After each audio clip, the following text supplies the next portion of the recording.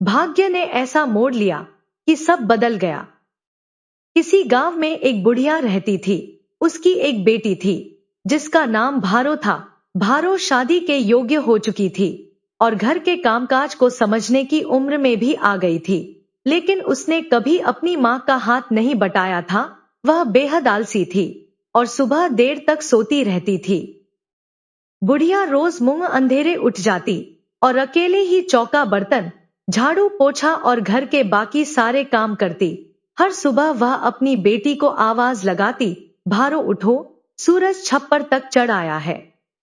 भारो बिस्तर में पड़ी पड़ी जवाब देती, माँ, सूरज छप्पर तक चढ़ आया है तो चढ़ने दो, मैं तो कंघे के बिना ही चोटी कर लूंगी और एक दमड़ी से ही गुजारा कर लूंगी।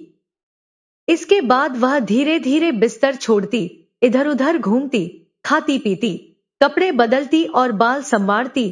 रोज उसका यही बर्ताव था।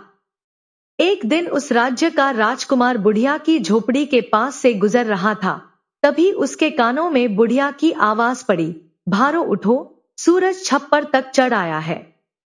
राजकुमार ने भारो का जवाब भी सुन लिया, माँ, सूरज छप्पर तक चढ़ आया है तो चढ़ने दो, मैं तो कंघे के बिना ही चोटी कर लूंगी और एक दमड़ी से गुजारा कर लूंगी। भारो की यह बात राजकुमार के मन में बस गई। उसने सोचा, देखो तो सही, कैसी लड़की है जो एक दमड़ी में गुजारा कर सकती है। राजकुमार ने भारो की परीक्षा लेने का निश्चय किया। वह जानता था कि गरीब लड़की से विवाह करना उसके लिए आसान नहीं होगा। क्योंकि वह राजकुमार था, इसलिए उसने पहले यह जानना चाहा कि भारो वास्तव में कैसी है। उधर एक दिन राजकुमार अचानक महल से गायब हो गया। सैनिकों ने उसे हर जगह ढूंढा, लेकिन उसका कोई पता नहीं चला। शाम के समय कुछ दासियां घोड़ों को चना खिलाने के लिए बोरियां लेकर शाही अस्तबल में पहुंची। राजकुमार वहीं एक जगह छिपा हुआ था। उसने देखा कि दासियां घोड़ों के लिए लाया गया सारा चना खुद खा गई और घोड़ों के आगे केवल उसके छिलके डाल दिए। यह देखकर राजकुमार से रहा नहीं गया। वह छिपने की जगह से बाहर आया और बोला, तुम खुद सारा चना खा जाती हो और घोड़ों को सिर्फ छिलके खिलाती हो, तभी तो मेरे घोड़े दिन प्रतिदिन कमजोर होते जा रहे हैं और तुम मोटी होती जा रही हो। राजकुमार को सामने देखकर दासियां चौंक गई। वे हंसते हुए बोली, अरे, आप यहाँ छिपे बैठे हैं, सैनिक तो आपको पूरे राज्य में ढूंढ रहे हैं। राजकुमार ने उन्हें धमकाया, अगर तुमने राजा को मेरे बारे में बताया तो अच्छा नहीं होगा। लेकिन दासियों ने उसकी धमकी की कोई परवाह नहीं की। वे खिलखिलाती हुई वहां से भागी और सीधे राजा के पास पहुंच गई। राजा अपने बेटे के लापता होने से पहले ही परेशान था। दासियों को देखकर उसने झुंझला कर कहा, क्या बात है, जल्दी बताओ। दासियों ने कहा, महाराज, हम बहुत अच्छी खबर लाई हैं, राजकुमार हमें अस्तबल में मिल गए हैं। यह सुनते ही राजा तुरंत अस्तबल पहुंचा। उसने राजकुमार को देखकर पूछा, बेटा, क्या बात है, क्या किसी ने तुम्हारा दिल दुखाया है? अगर किसी ने तुम्हें परेशान किया है तो मुझे बताओ, मैं उसे कठोर दंड दूंगा। राजकुमार ने कहा, पिताजी, ऐसी कोई बात नहीं है, न किसी ने मुझे चोट पहुंचाई है और न ही किसी ने परेशान किया है। मैं तो उस बुढ़िया की बेटी से विवाह करना चाहता हूं। राजा ने कहा, बस इतनी सी बात, तुम्हारी इच्छा अवश्य पूरी होगी। अब चलो, मेरे साथ महल में चलकर भोजन करो। राजकुमार राजा के साथ महल लौट आया और पहले की तरह अपने काम करने लगा। लेकिन बुढ़िया को बुलाने से पहले राजा ने अपने बेटे को समझाने की बहुत कोशिश की। उसने कहा, तुम राजकुमार हो और एक दिन इस राज्य के राजा बनोगे। एक गरीब लड़की से विवाह करना तुम्हारे लिए उचित नहीं है। इस विवाह का विचार छोड़ दो। लेकिन राजकुमार अपने निर्णय पर अडिग रहा। उसने साफ कह दिया, अगर मेरा विवाह भारो से नहीं हुआ तो मैं अपनी जान दे दूंगा। राजा के पास अब कोई दूसरा रास्ता नहीं था। उसने सैनिकों को भेजकर बुढ़िया को राजमहल बुलवा लिया। जब सैनिक बुढ़िया के घर पहुंचे तो वह घबरा गई। उसने सोचा, मुझसे ऐसी क्या गलती हो गई कि महाराज ने मुझे बुलाने के लिए सैनिक भेजे हैं। बहुत सोचने के बाद भी उसे अपनी कोई गलती याद नहीं आई। फिर उसने सोचा कि जब महाराज का आदेश है तो जाना ही पड़ेगा। डरती कांपती बुढ़िया राजमहल पहुंची और राजा के सामने सिर झुकाकर खड़ी हो गई। राजा ने उसे बैठने के लिए कहा, लेकिन उसने विनम्रता से मना कर दिया। वह आज तक कभी पीढ़े पर नहीं बैठी थी। राजा ने स्वयं उसका हाथ पकड़कर उसे पीढ़े पर बैठाया और कहा, हम तुम्हारे साथ एक रिश्ता जोड़ना चाहते हैं। तुम्हें अपनी बेटी का विवाह हमारे राजकुमार से करना होगा। यह सुनकर बुढ़िया अवाक रह गई। कुछ देर तक उसके मुंह से कोई शब्द नहीं निकला। फिर उसने हिचकते हुए कहा, महाराज, आप एक गरीब बुढ़िया के साथ मजाक क्यों कर रहे हैं? आप कहां और हम कहां? यह भला कैसे संभव है? राजा ने गंभीर होकर कहा, यह कोई मजाक नहीं है। राजा ने कहा, राजकुमार ने साफ कह दिया है कि वह तुम्हारी बेटी भारो के अलावा दुनिया की किसी भी लड़की से विवाह नहीं करेगा। बुढ़िया को कुछ समझ नहीं आया। वह सोचने लगी कि आखिर महाराज एक कंगाल विधवा की बेटी का हाथ कैसे मांग सकते हैं, वह भी भारो जैसी आलसी लड़की का, जिसमें कोई विशेष गुण भी नहीं है। वह न तो हाँ कह सकी और ना मना कर सकी। चुपचाप घर लौटी और खटिया पर लेट गई। मां की यह हालत देखकर भारो को चिंता हुई, क्योंकि उसकी मां आज तक कभी दिन में नहीं सोई थी। वह उसके पास गई और पूछा, मां, आपकी तबीयत तो ठीक है? बुढ़िया ने कहा, मेरा माथा मत खा और मुझे अकेला छोड़ दे। लेकिन भारो मां के पीछे पड़ गई कि आखिर बात क्या है। आखिरकार बुढ़िया को सारी बात बतानी पड़ी। उसने कहा, महाराज ने मुझे महल में बुलाया था। वहां उन्होंने तुम्हारा हाथ अपने बेटे के लिए मांगा है। मैं बहुत परेशान हूं, समझ नहीं आ रहा कि क्या करूं। यह सुनकर भारो की खुशी का ठिकाना नहीं रहा। खुद राजकुमार उससे विवाह करना चाहते थे और भारो भी इस विवाह के लिए तैयार थी। उसने मां को उठाते हुए कहा, आप बिना देर किए महाराज के पास जाइए और अपनी हाँ कह दीजिए। बुढ़िया तुरंत राजमहल पहुंची और राजा को अपनी स्वीकृति दे दी। राजा ने यह खबर राजकुमार को दी तो उसकी खुशी का ठिकाना न रहा। राजा ने विवाह की भव्य तैयारियां शुरू कर दी। बुढ़िया ने भी अपने गरीब रिश्तेदारों और पड़ोसियों की जितनी खातिरदारी हो सकती थी उतनी की। आखिरकार गाजे बाजे के साथ भारो और राजकुमार का विवाह संपन्न हो गया। विवाह के 2-1 महीने बाद राजकुमार को भारो की कही बात याद आई कि वह एक दमड़ी से भी गुजारा कर सकती है। अब उसने उसकी परीक्षा लेने का निश्चय किया। राजकुमार ने अपने पिता से कहा, पिताजी, मेरे लिए एक पानी का जहाज बनवा दीजिए। मैं परदेश जाकर व्यापार करना चाहता हूं। राजा ने समझाया, बेटा, तुम्हें किसी काम के लिए बाहर जाने की जरूरत नहीं है। मैं अब बूढ़ा हो गया हूं और चाहता हूं कि तुम जल्दी से राजकाज संभाल लो। राजकुमार बोला, पिताजी, कुछ महीनों के लिए मुझे बाहर जाना ही होगा। बेटे की जिद के आगे राजा को झुकना पड़ा। उसने जहाज बनाने का आदेश दे दिया। राजा के पास धन और कारीगरों की कोई कमी नहीं थी। जो जहाज बनाने में दूसरों को कई महीने लगते, वह कुछ ही दिनों में तैयार हो गया। जहाज का मुखिया और मल्लाह भी नियुक्त कर दिए गए। समुद्री यात्रा के लिए काफी राशन की जरूरत थी, लेकिन राजकुमार ने जानबूझकर जहाज में बहुत कम राशन रखवाया। फिर उसने भारो से कहा, तुम भी मेरे साथ समुद्री यात्रा पर चलो। भारो को जरा भी अंदाजा नहीं था कि उसके पति के मन में क्या योजना चल रही है। वह उसके साथ जाने के लिए तैयार हो गई। शुभ मुहूर्त में जहाज रवाना हुआ। कई दिनों की यात्रा के बाद वे एक दूर देश के तट पर पहुंचे और वहां लंगर डाल दिया। वे 2-1 दिन वहीं रुके।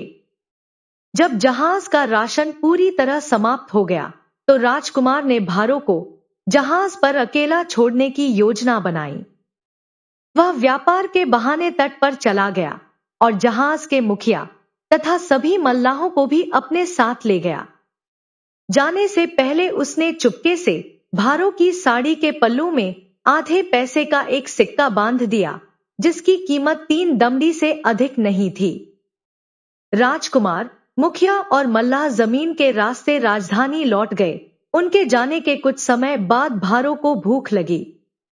वह जहाज के तहखाने में गई, लेकिन वहां खाने के लिए कुछ नहीं था।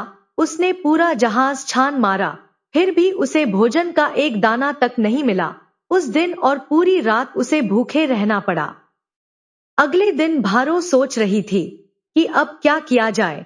तभी उसे अपनी साड़ी के पल्लू में बंधी कोई चीज महसूस हुई। उसने गांठ खोली तो उसमें आधे पैसे का सिक्का मिला।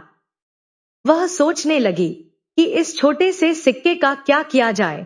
तभी उसकी नजर एक बूढ़े मछुआरे पर पड़ी, जो मछलियां पकड़ते हुए जहाज के काफी करीब आ गया था। भारो ने उसे आवाज देकर कहा, चाचा। मछुआरा यह सुनकर हैरान हुआ कि इतने बड़े जहाज से कोई उसे चाचा कहकर बुला रहा है। जब उसने देखा कि आवाज देने वाली एक औरत है, तो उसका आश्चर्य और बढ़ गया। उसने सोचा कि शायद वह इस विशाल जहाज पर अकेली है। वह नाव को और करीब ले आया। भारो ने आधे पैसे का सिक्का उसकी ओर उछालते हुए कहा, चाचा, मेरे लिए कुछ भुने हुए चने और चावल ले आइए। बूढ़ा मछुआरा उसकी बात टाल नहीं सका। वह तट पर गया और आधे पैसे के भुने हुए चने तथा चावल खरीद कर वापस आया। उसने सामान भारो की ओर उछाल दिया। मछुआरे के जाते ही भारो ने पोटली खोली और भूख के मारे उसे खाने लगी। लेकिन अचानक पोटली उसके हाथ से छूट गई और समुद्र में जा गिरी। यह देखकर भारो की आंखों में आंसू आ गए। तभी उसने देखा कि सैकड़ों बड़ी बड़ी मछलियां वहां इकट्ठी हो गईं और समुद्र में गिरे चने चावल खाने लगी। भोजन समाप्त करने के बाद वे तट की ओर गईं और उनके मुंह से सोने की मोहरें निकलने लगी। देखते ही देखते वहां सोने की मोहरों का ढेर लग गया। भारो का आश्चर्य और खुशी दोनों की कोई सीमा न रही। वह तुरंत जहाज से उतरी और सारी सोने की मोहरें उठाकर जहाज पर ले आई। उस दिन भी उसे भूखा रहना पड़ा। अब वह अगले दिन बूढ़े मछुआरे के आने का इंतजार करने लगी। अगले दिन मछुआरा मछलियां पकड़ने आया तो भारो ने उसे एक सोने की मोहर दी और तरह तरह की खाने की चीजें लाने को कहा। उसके काम के बदले उसने उसे एक और सोने की मोहर दे दी। अब भारो के पास खाने पीने की कोई कमी नहीं रही।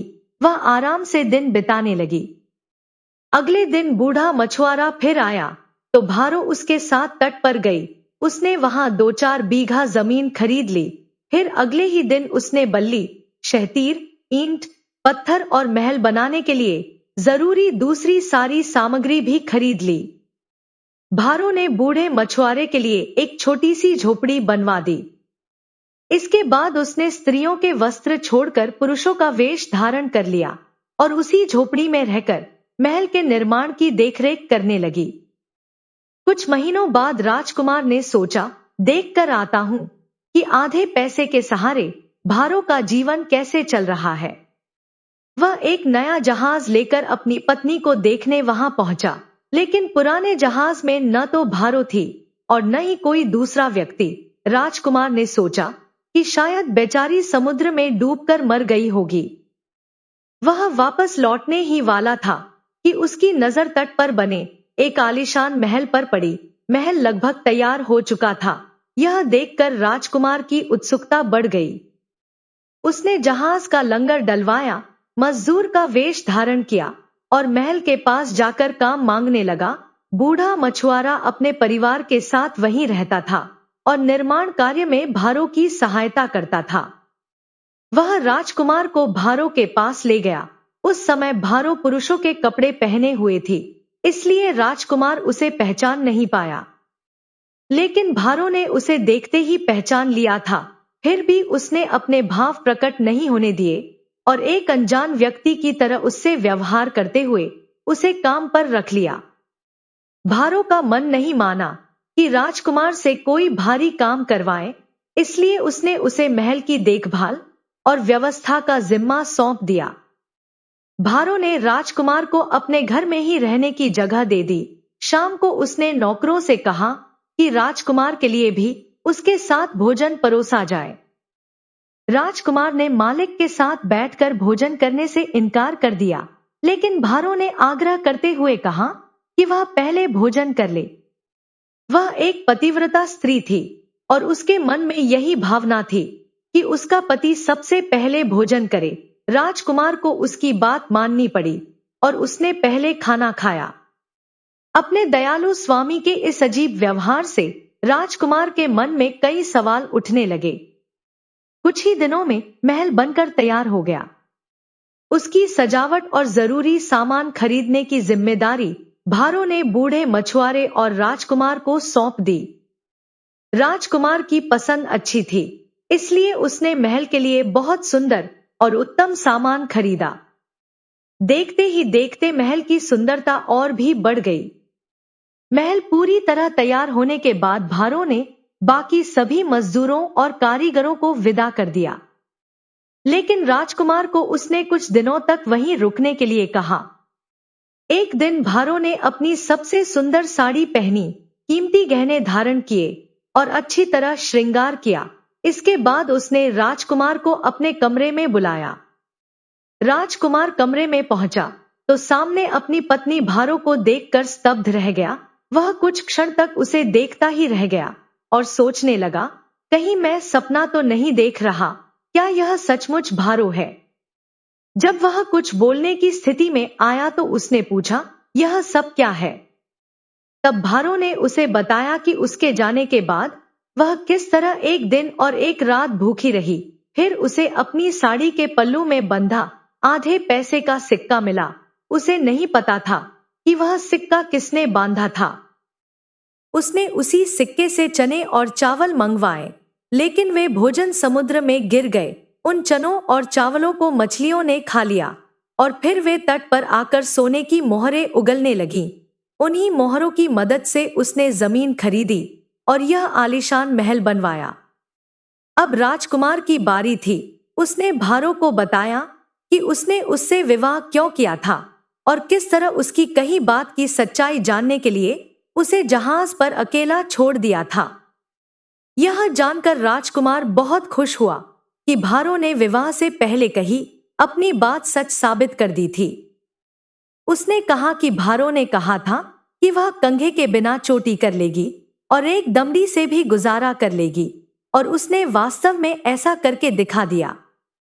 इसके बाद उन्होंने वह नया महल बेच दिया और ढेर सारी सोने की मोहरें लेकर अपने राज्य लौट गए। वहां पहुंचकर राजकुमार और भारो खुशी खुशी अपना जीवन बिताने लगे। तो दोस्तों, उम्मीद है कि आपको भारो और राजकुमार की यह मनोरंजक कहानी पसंद आई होगी। ऐसी ही रोचक और सीख देने वाली कहानियां देखने के लिए हमारे चैनल को सब्सक्राइब जरूर करें। अगर वीडियो अच्छी लगी हो तो इसे लाइक करें, शेयर करें। धन्यवाद।